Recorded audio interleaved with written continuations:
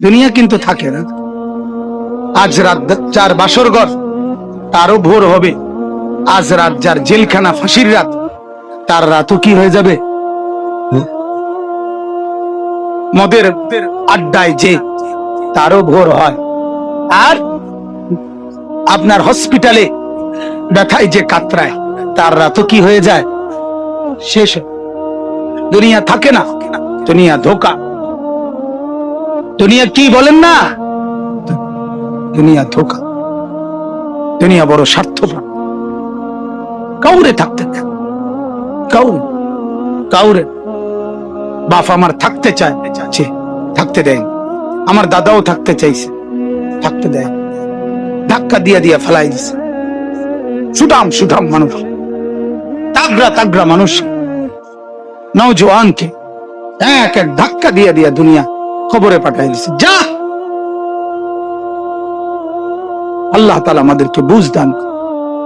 অতএব আমার ভাই, ফিকির মূলত ফিকির। আমরা মুসলমান, আমার কথা রাগ হইয়েন না, আমি আবেগে বলছি, মহব্বতে বলছি। যারা দাড়ি ক্লিন শেভ করেন, দাড়ি কাটেন, তাদের কাছে আমার অনুরোধ, আপনি আরেকবার ভাবেন কেন কাটতেছেন। আপনি যদি বলেন হুজুর এটা ছাড়া আর ওয়াজ নাই, না আছে, এইটাও একটা ওয়াজ, আরো আছে, আরো তো কইছি, এতক্ষণ কইছি না, তো আরো কম, অসুবিধা কি? কথা বুঝেন না?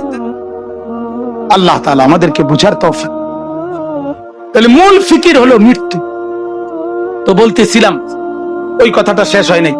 নবী সাল্লাল্লাহু আলাইহি সাল্লাম দুনিয়া থাকতে প্রতিদিন উম্মতের জন্য কাঁদছেন কিনা?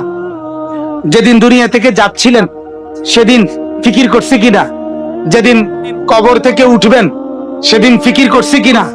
হাসরের ময়দানেও সমস্ত নবীরা, আদম থেকে ঈসা, সমস্ত আম্বিয়া, আউলিয়া, সাহাবা, সমস্ত মানুষ হাসরের ময়দানে জাহান্নামকে যখন আনবে, ওয়াজিআ ইয়াউমাইদিন বিজাহান্নাম, আল্লাহ তাআলা কোরআনে বলছেন হাসরের ময়দানে ফেরেশতারা জাহান্নামকে টেনে হাসরের মাঠে নিয়ে আসবে। এই যে এখানে যেরকম আমরা বসছি, মনে করেন এখানে আনছে, আইনা দাঁড় করাইছে, ঠিক এরকম টেনে আনবে। ৭০,০০০ আগুনের শিকল দিয়া বেঁধে জাহান্নামকে আনাও। ৭০,০০০ আগুনের শিকল, এক একটা শিকলের মধ্যে ৭০,০০০ আংটা, ওই যে কড়া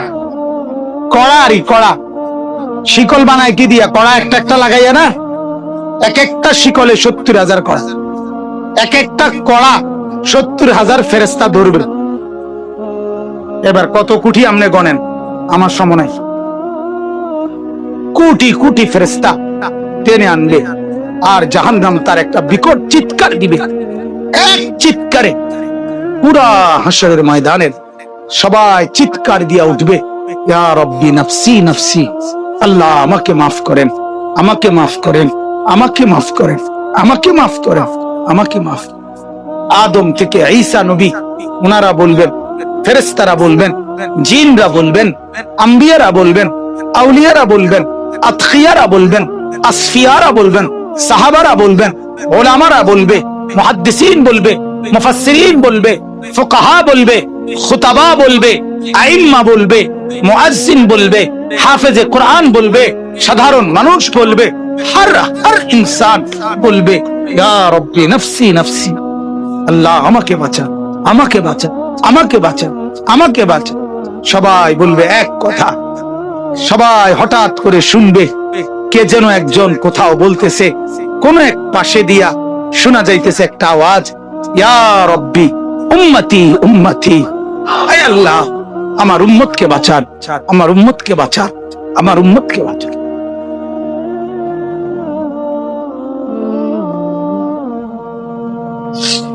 আল্লাহ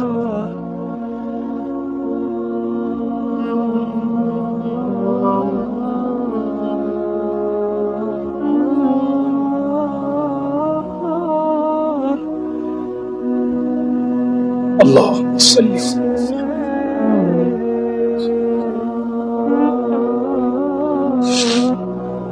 তো তিনি কে বলেন? যিনি একজন শুধু বলবেন আয় আল্লাহ আমার উম্মতকে বাঁচান, তিনি কে বলেন? মুহাম্মদ। জীবন ভর যিনি ভাবলেন উম্মতকে নিয়ে, কবরে যাওয়ার দিনও ভাবলেন, কবর থেকে উঠবার দিনও ভাবলেন, হাসরের ময়দানও ভাবলেন, সেই তিনি পর্যন্ত, আমার বলার উদ্দেশ্য ছিল এই কথাটা, সেই নবী পর্যন্ত এত ফিকির যার উম্মতের জন্য, তিনি পর্যন্ত নিজের কথা ভাবছেন। এই কথাটা লেগে এতদিন কথা নিজের ফিকির, ইসলাহে নফস, ফিকিরে নফস, এটা এই পরিমাণ দরকার। ওলামায়ে কেরামকে বলি, ওলামায়ে কেরাম, আওয়াম, সর্বসাধারণ, আপনারাও তো বুঝেন, বাকি যারা আলেম আছেন আপনাদেরকে নিজের ফিকির, ইসলাহে নফস আপনাদের জন্য জরুরি, আমার জন্য জরুরি, ইমাম সাহেবের জন্য জরুরি, মুহাদ্দিসের জন্য জরুরি, মুহতামিমের জন্য জরুরি, শাইখুল হাদিসের জন্য জরুরি, হাফেজ সাহেবের জন্য জরুরি, নুরানির উস্তাদের জন্য জরুরি, খোদার কসম জরুরি। নিজের ফিকির, নিজের ফিকির, নিজের ফিকির, নিজের ফিকির,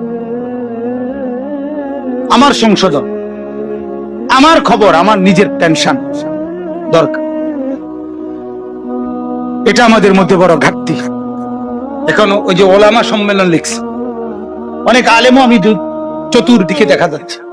আপনাদের কাছে বিনীত অনুরোধ, নিজের ফিকির করুন, কওমের ফিকিরও করবেন, তালিবে ইলমের ফিকিরও করবেন, মুসল্লিদের ফিকিরও করবেন, সবার আগে নিজের ফিকির। কার ফিকির? তো বলতেছি আল্লাহর নবী সাল্লাল্লাহু আলাইহি সাল্লাম 5 ওয়াক্ত নামাজের পরে প্রতিদিন তিনি দোয়া করতেন, আল্লাহুম্মা হাসিবনি হিসাবান ইয়াসীরা। এই যে হাসিবনি, এই যে নি ওয়াহিদ মুতাকাল্লিম, আল্লাহ আমি মুহাম্মদ বলতেছি, আপনি আমারে দুনিয়ায় অনেক ইজ্জত দিবেন, আপনি আমারে আখিরাতে অনেক সম্মান দিবেন, আমি জানি, কইছেন আমারে, কিন্তু আল্লাহ আমার এত কিছুর পরেও আমার ভয় হয়, আমার হাসরের মাঠের ভয় লাগে, আমি মুহাম্মদেরও ভয় লাগে। আল্লাহ অতএব আমার হিসাব হাসরের দিন আপনি সহজ করে দিবেন, আমার ডর লাগে। হাসিবনি। তাহলে নবী সাল্লাল্লাহু আলাইহি সাল্লাম নিজের ফিকির করছেন কিনা বলেন? নিজের ফিকির। তাহলে আমার সবচেয়ে বড় ফিকির হলো আমার মৃত্যু পরবর্তী ফিকির। দুনিয়া কোনো না কোনো ভাবে পার হয়ে যায়, কাত হলেও চিত হইলেও, হাসলেও কাঁদলেও, সুখে থাকলেও দুঃখে থাকলেও, রাত হলেও দিন হলেও, কোনো না কোনো এক সুরতে, কোনো না কোনো এক ভাবে ঘন্টা মিনিট সেকেন্ড গুলো পার হয়ে যাবে। কিন্তু মৃত্যু এসে আবার যখন আমার নতুন অধ্যায় শুরু করবে, আমার জীবনের নতুন পর্ব যখন শুরু করবে দোস্ত, সেটা আর শেষ হবে, শেষ হবে। ফাজাইলে আমালের মধ্যে শেখুল হাদিস মাওলানা জাকারিয়া রাহমাতুল্লাহি আলাইহি বলছেন বড় সুন্দর, আমার কলজার ভিতরে লাগছে, কাটছে।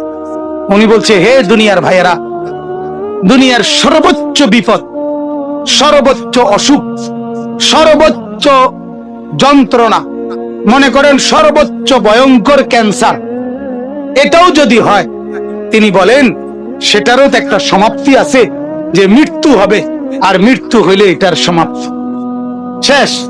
ঠিক কিনা বলেন?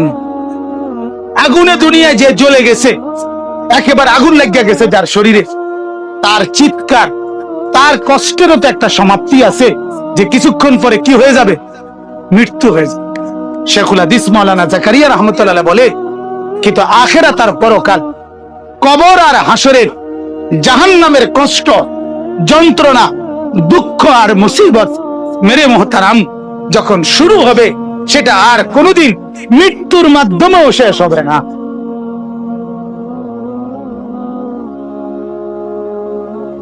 অতএব এখানে হেরে গেলে সমস্যা নাই, এখানে দুঃখে থাকলে সমস্যা নাই, এখানে অভাবে থাকলে অসুবিধা নাই, এখানে আর 10 জন সুখে থাকুক, আপনারে খোদায় কিছু দিল না, এত কোনো অসুবিধা নাই। কিন্তু মৃত্যু নামের যখন আমার আসবে, এরপরে যেই অংশ শুরু হবে, সেখানে যদি আমি কামিয়াব হইতে পারি, সেখানে যদি আমি সফল হতে পারি, সেখানে যদি আমি মাফ পাইতে পারি, ওটাই আমার আসল সফলতা, ওটাই আমার আসল কামিয়াবি। ঠিক কিনা বলেন?